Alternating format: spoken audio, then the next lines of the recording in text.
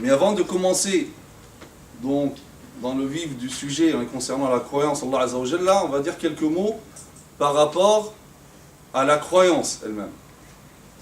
Qu'est-ce que l'iman? Qu'est-ce que l'iman? Qu'est-ce qu'un mu'min? Un croyant. Parce que parfois, on peut se tromper, on peut avoir quelques confusions. Donc qu'est-ce qu'un croyant?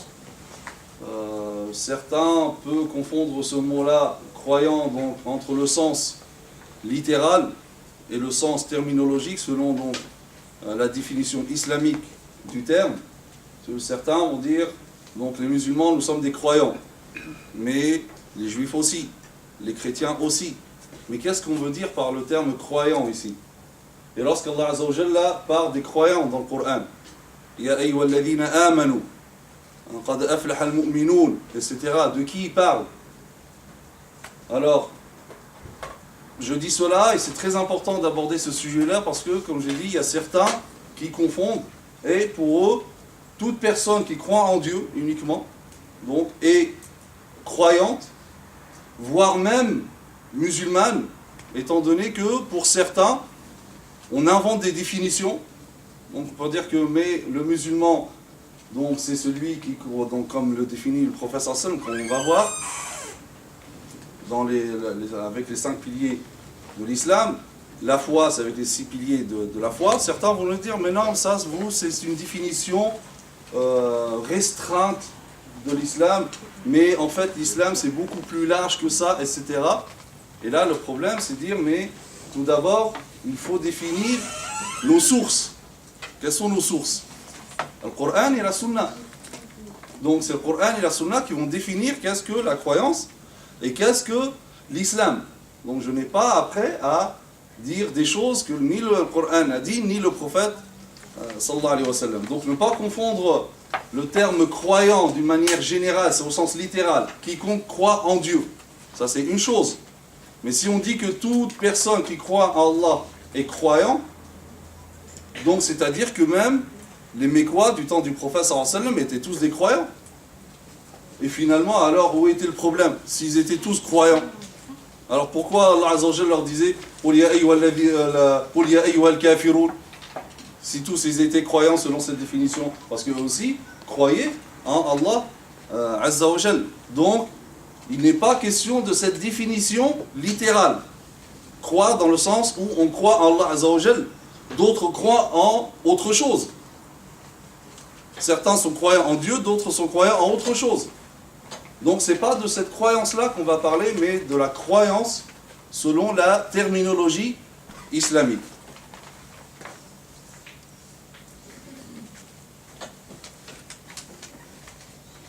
Alors, qu'est-ce que la foi? Comme je vous ai dit, la référence c'est le Coran et la Sunna du prophète sallallahu alayhi wa sallam. Ya alladhina amanu ati'u Allah wa ati'u ar-rasul wa ulil amri minkum fa in tanaza'tum fi shay'in farudduhu ila Allah wa ila ar-rasul in kuntum mu'minin. Vous qui avez cru, croyez en Allah, obéissez à Allah et à son messager, à ceux qui détiennent le pouvoir parmi vous. Et si vous disputez ou vous divergez par rapport à quelque chose, renvoyez cette chose à Allah, c'est-à-dire au Coran, et au messager, c'est-à-dire à la Sunna, si vous êtes des croyants. Donc déjà, ce verset-là nous donne la définition, en fait, des croyants. Les croyants, donc, c'est ceux qui se réfèrent au Coran et à la Sunna du prophète sallallahu alayhi wa sallam. Et là, ça, c'est la parole d'Allah Azza wa Jalla. Le prophète sallallahu alayhi wa sallam, c'est lui qui nous définit qu'est-ce que l'iman.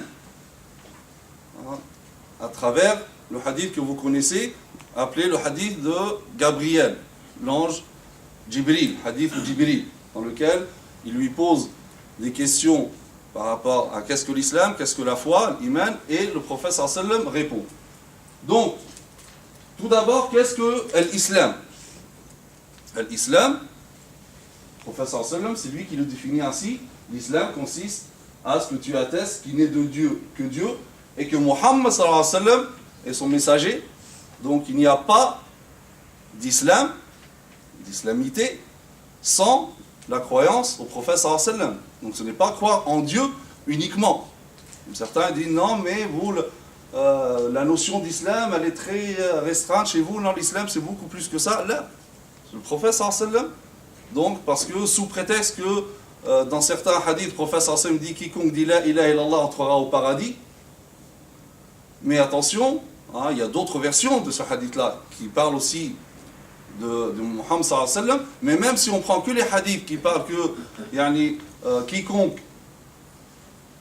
dit la ilaha illallah entrera au paradis, si moi je crois en cette phrase, je dois croire aussi en celui qui l'a ramené, et qui est Muhammad sallallahu alayhi wa sallam. Je ne vais pas croire à cette phrase sans croire à celui qui l'a apportée. Ça n'a pas de sens. Hein? J'ai cru en cette phrase, quiconque dit la ilaha illallah rentrera au paradis, parce que je crois en celui qui l'a apporté. Donc, le hadith quiconque dit la ilaha illallah entrera au paradis implique automatiquement de croire en celui qui a apporté cette parole-là, donc qui est Muhammad sallallahu alayhi wa sallam.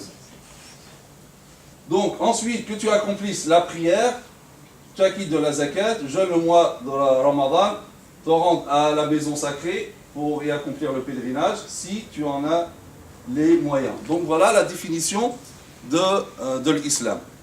Donc, alors il y a plusieurs versions de ce hadith.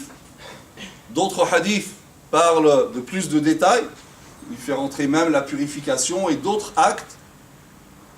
Tout cela pour dire que le sens de l'islam, selon ce qu'a dit le prophète sallallahu alayhi wa sallam, donc c'est l'ensemble des actions externes produites par les sens. Tout ça c'est l'islam. L'ensemble des actions externes, bien sûr on parle d'actes d'adoration. Donc tous les actes externes d'adoration, tout cela c'est l'islam. Donc le prophète sallallahu alayhi wa sallam ici il a cité les plus importants, les piliers, mais dans d'autres versions de ce hadith-là, il cite aussi d'autres éléments, d'autres actions, comme la purification, etc. Dans d'autres versions de ce hadith-là. Donc les savants, ils ont conclu que l'islam, donc dans sa définition, c'est quoi l'islam? C'est tous les actes, les actions externes produites par les sens. Donc on parle des actes d'adoration. Ça c'est l'islam. Donc ça rentre dedans donc tous les actes que nous faisons, mais aussi l'interdiction de ce qui est, ou de s'abstenir de ce qui est interdit. Donc l'islam, c'est-à-dire de s'acquitter des devoirs religieux, mais aussi de s'abstenir de ce qui est interdit, parce que tout ça, on est dans les actions. Donc ça c'est l'islam. Ensuite, l'iman. Qu'est-ce que l'iman? Alors là encore, c'est le prophète sallallahu alayhi wa sallam qui définit.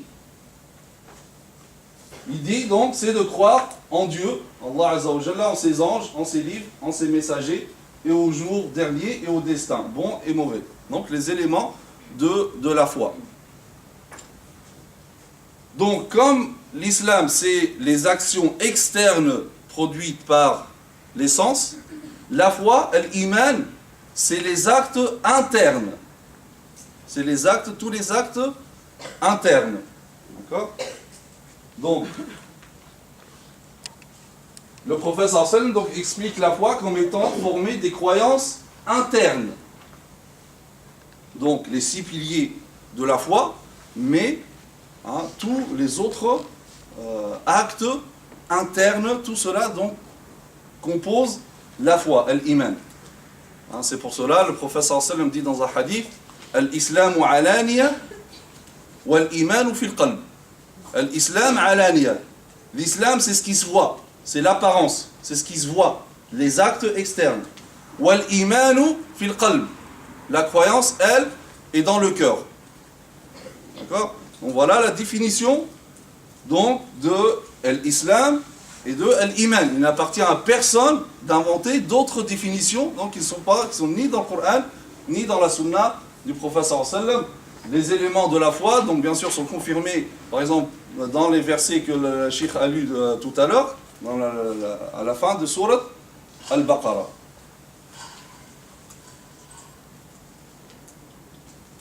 Alors, on va continuer dans la définition de l'iman, parce que je vous ai dit que pour certains, donc on finit par se poser la question, donc comment définir le non-musulman, en particulier les gens du livre. Donc certains vont dire, non mais finalement c'est tous des croyants, et lorsqu'Allah Azza wa Jalla a dit dans le Coran, Ya ayyuhalladhina amanu, il parle à tous, les juifs, chrétiens, musulmans. Or, ça, c'est une définition donc nul savant n'a apporté, et encore moins, donc comme je dis, le prophète sallallahu alayhi wa sallam. Jamais le prophète sallallahu alayhi wa sallam a dit une telle chose, parce que selon cette définition-là, donc pourquoi le Coran, lorsqu'il parle des croyants, il dit Ya ayyuhalladhina amanu, et lorsqu'il parle aux gens du livre, il dit Ya ahl al-kitab. Donc il fait une distinction. Donc on parle ici de l'iman, croyance. Je ne parle pas, comme j'ai dit tout à l'heure, de la définition littérale, croire en Dieu. Ça, même les mécrois croient en Dieu. Si tu leur demandais qui a créé les cieux et la terre, Allah Azza wa Jalla parle au prophète sallam, si tu demandais aux mécrois qui a créé les cieux et la terre, ils te diront certes c'est Allah. Ils croyaient eux aussi, pourtant personne, ni même le prophète sallam, ne les a qualifiés de mu'minin. Et donc, pour être considéré islamiquement comme croyant, le terme mu'min ou muslim, donc c'est selon la définition qu'on vient de citer.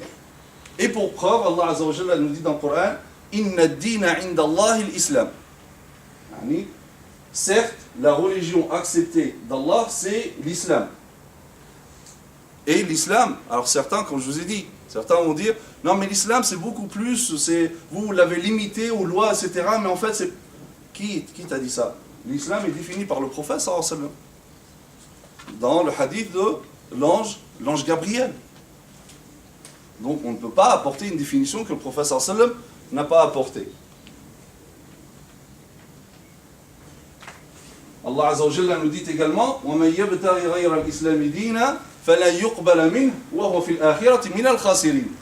Et quiconque désire une religion autre que l'islam ne sera point agréé, et il sera dans l'au-delà parmi les perdants.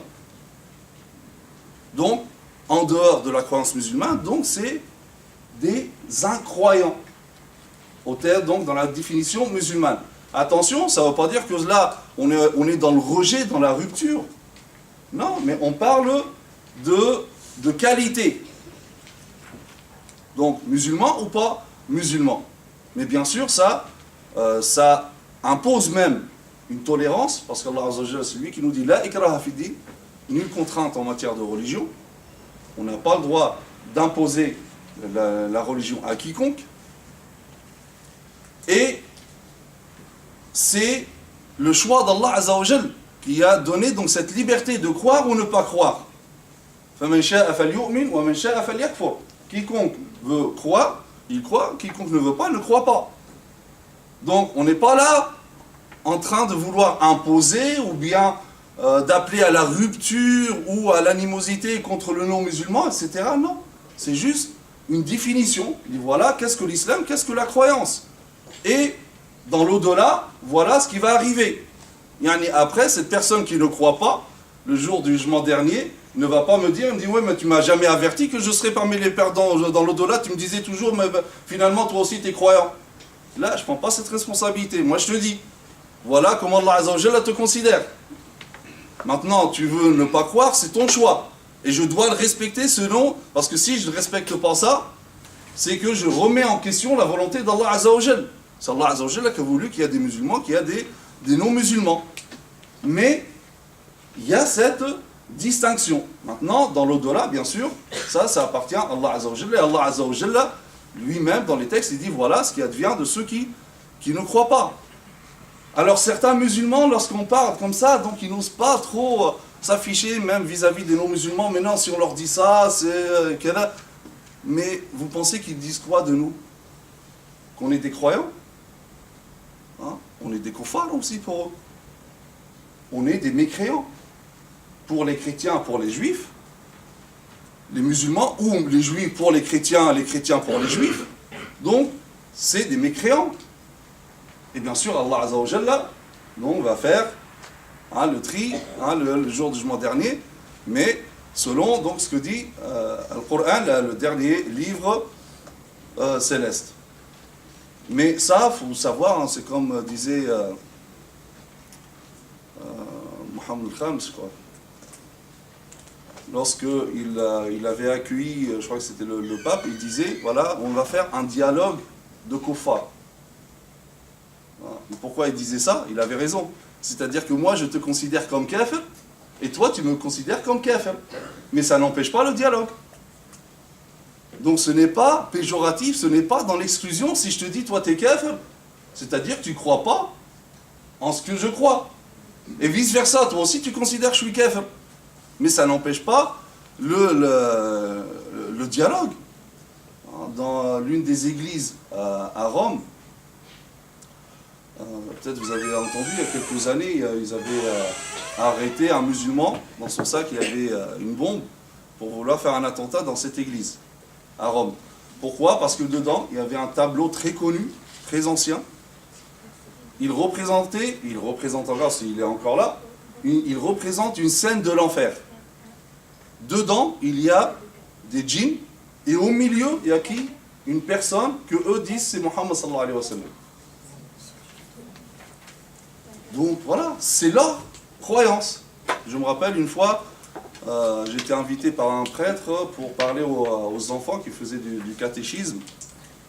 Donc parler de l'islam, c'était quoi? Donc j'y vais, on commence à parler, et je parle du prophète sallallahu alayhi wa sallam, j'ai dit le prophète sallallahu alayhi wa sallam. Les enfants, ils commencent à rigoler. Le prêtre, il était un petit peu gêné. Mais pourquoi ils rigolaient? Parce qu'on leur renseigne que Mohammed sallallahu alayhi wa sallam, c'est un faux prophète. Donc, eux, ils disent ça, nous disons ça, mais après, voilà, il y a le dialogue, il y a le respect mutuel. Mais là, on est en train d'analyser une chose au niveau donc de l'aqida, de la foi. Comment les considérer? On ne peut pas dire que c'est des croyants. Vous vous rappelez, lorsqu'il y a eu Mandela qui est mort, il y avait un débat. Les musulmans, on est les champions des débats stériles, qui servent à rien du tout. Alors, on dit « Rahimahullah » ou pas? Vous avez entendu ce débat, non? Alors on dit Rahimahullah ou bien est-ce qu'il va en enfer ou c'est un débat franchement stérile. C'est comme si son avenir dépend ce qu'on va penser de lui. Donc déjà Mandela, donc il a fait, c'est un grand homme, il a fait des choses. Personne ne nie. Personne n'est parfait non plus. D'accord? Et on doit respecter les personnes pour leurs actions. Le prophète sallallahu alayhi wa sallam, lorsque Al-Mut'ab ibn Adi, il avait protégé lorsqu'il est revenu de Taïf. Donc, Al-Mut'ab ibn Adi est mort avant la bataille de Badr. Lorsque, à la bataille de Badr, il y a eu donc 70 captifs parmi les Mécois, le prophète sallallahu alayhi wa sallam, qu'est-ce qu'il dit? Il dit, si Mut'ab ibn Adi était vivant, j'aurais libéré tous ces gens-là pour lui. Il est reconnaissant par rapport à ce qu'il a fait. Donc, il faut être reconnaissant. Et le musulman, c'est pas celui qui espère que tout le monde va en enfer dès qu'il y en a. Il dit ça, de toute façon, ça appartient à Allah Azza wa Jalla, certes, selon la croyance musulmane, parce qu'on va voir. Mais même si on sait que, et ça, comme on a dit, c'est Allah Azza wa Jalla qui le dit, quiconque ne croit pas va aller en enfer. Ça, c'est une chose. Après, il ne va pas me dire, je le rencontre au juge du jugement dernier, il va dire, tu m'avais jamais dit ça. Non, non, je l'ai dit. Mais après, ça ne va pas dire qu'à chaque fois qu'il y a un non-musulman qui part, oui, il va aller cramer en enfer, etc. Là, ça, ce n'est pas le discours du musulman. Mais l'autre côté, dire Rahimahullah parce que, non, finalement, parce que l'islam, c'est beaucoup, en fait, c'est plus que ça, vous limitez l'islam à quelques lois, etc. En fait, chez Guevara, c'était un musulman, c'était musulman, l'autre, non. Là, ça vient du délire. Qui définit l'islam ou l'iman? C'est le Coran et la Sunna. Et c'est pas pour rien qu'on dit que les sources du musulman, c'est le Coran et la Sunna. Donc, autre chose, Allah Azza wa Jalla donc définit c'est qui les croyants. Ya ayyuhalladhina amanu, aminu billah wa rasulihi. Donc le messager. Donc regardez, Allah il dit c'est quoi le croyant. Donc on n'a pas à donner d'autres définitions. Ya alladhina amanu, aminu billahi wa rasulihi wal kitab alladhi nazzala ala rasulihi, yani le Coran. والكتاب الذي أنزل من قبل ومن يكفر بالله وملائكته وكتبه ورسله واليوم الآخر فقد ضل ضلالا بعيدا. Oh les croyants, croyant en Allah, en son messager, le Muhammad sallallahu alayhi wa sallam, au livre qu'il a fait descendre sur son messager, c'est-à-dire le Coran, et au livre qu'il a fait descendre avant. Une petite erreur aussi de traduction, min qabl, avant. En fait, non, c'est la phrase qui se répète. Et au livre qu'il a fait descendre avant. Donc, ensuite, et quiconque ne croit pas en Allah, ni en ses anges, ni au livre, ni au messager, au pluriel, ni au jour du jugement dernier, il est dans un égarement loin. C'est le Coran qui parle. Donc, Allah Azza wa Jalla dit voilà, c'est quoi l'iman et c'est quoi donc le contraire. Encore, Allah Azza wa Jalla, bien sûr, c'est des exemples. Le Coran, il est plein de ce genre d'exemples. Allah Azza wa Jalla dit innamal mu'minun. Les vrais croyants sont, c'est qui? Selon la définition d'Allah Azza wa Jalla. Alladhina amanu billahi wa rasulihi. Ceux qui croient en Allah et en son messager. Wa lam yartabu. Qui, par la suite, ne doutent pas. Donc, là encore, donc c'est Allah Azza wa Jalla qui définit c'est qui les croyants. Et concernant aux gens du livre, les versets sont clairs. لَقَدْ كَفَرَ الَّذِينَ قَالُوا إِنَّ اللَّهَ هُوَ الْمَسِيحُ ابْنُ مَرْيَمَ. Donc, ce sont certes des incroyants, ceux qui disent en vérité Dieu c'est le Messie. Voilà, c'est le statut, comme je dis, comme eux nous disent nous sommes des mécréants, vice versa aussi. Attention, ça ne veut pas dire que là nous sommes dans la rupture, on est en train d'exclure l'autre, non. Tu es un croyant, donc tu ne crois pas aux éléments de la croyance de l'islam. Mais par contre, je dois respecter ce choix. Parce que c'est la liberté qu'a voulu Allah Azza wa Jal. فَمَنْ شَاءَ فَلْيُؤْمِنْ وَمَنْ شَاءَ فَلْيَكْفُرْ. Quiconque veut croire qu'il croit, celui qui ne veut pas, il ne croit pas. Mais voilà le statut de l'autre. Donc parce qu'il y a des choses qui s'impliquent, qui va s'imposer ici-bas et dans l'au-delà. Que si on dit que l'autre est musulman, donc il est concerné par la prière, par le jeûne, etc. Mais en disant que c'est des incroyants, donc on ne va pas imposer la prière à un non-musulman, le jeûne à un non-musulman, on ne va pas lui enlever son pain au chocolat, on dirait l'autre. Hein? Donc c'est dans ce sens-là. Parce que si tu dis après, mais non, en fait l'islam c'est plus, eh ben alors, donc tous doivent jeûner, etc. Non. C'est pas ça, c'est limité aux musulmans.